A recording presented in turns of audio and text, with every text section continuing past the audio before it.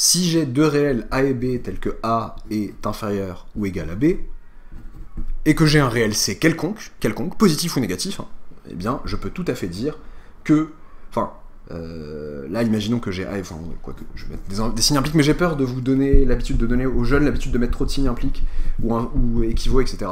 Mettons que ici j'ai dans ma rédaction, c'est A inférieur ou égal à B, donc je peux dire tranquillement que A plus C inférieur ou égal à B plus C. On a posé A, B, C au préalable, hein. A inférieur ou égal à B me permet d'établir sans aucun souci que A plus C est inférieur ou égal à B plus C pour n'importe quel réel C. Pardon.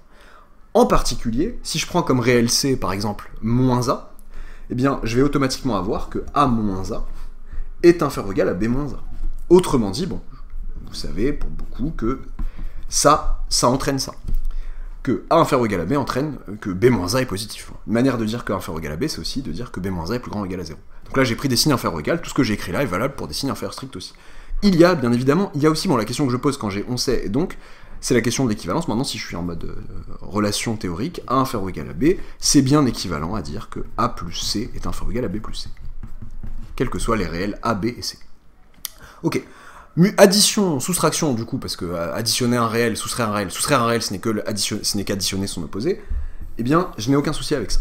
Ok. Multiplication par un réel.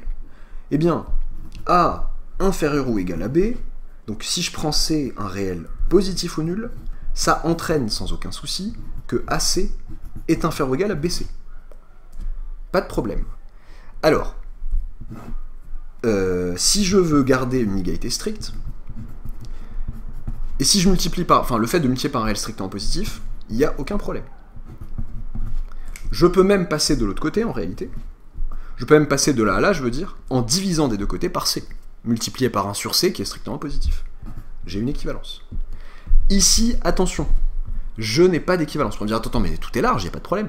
Bah oui, certes, il n'y a pas de problème, mais le problème, c'est que si vous avez... Pour peu que C soit égal à 0, si C est égal à 0, vous avez un gros problème. Je dis n'importe quoi. 3 fois 0, est-ce que vous êtes bien d'accord avec moi que c'est inférieur ou égal à 2 fois 0? Bah oui, parce que 3 fois 0, ça fait 0, 2 fois 0, ça fait 0. Est-ce que 3 est inférieur ou égal à 2 pour autant? Non. Donc le passage dans l'autre sens n'est pas autorisé en général.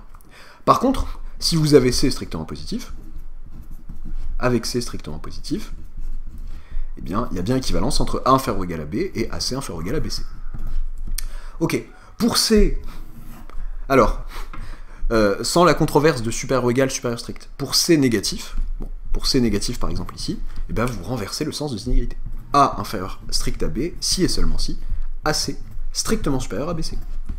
Et même situation ici, pour C négatif ou nul. Vous avez vraiment la même situation, avec renversement bien sûr, en renversant les inégalités.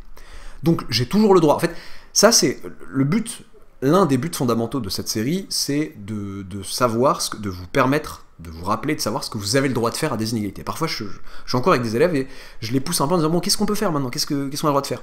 Et il y a plein de choses qu'on peut faire.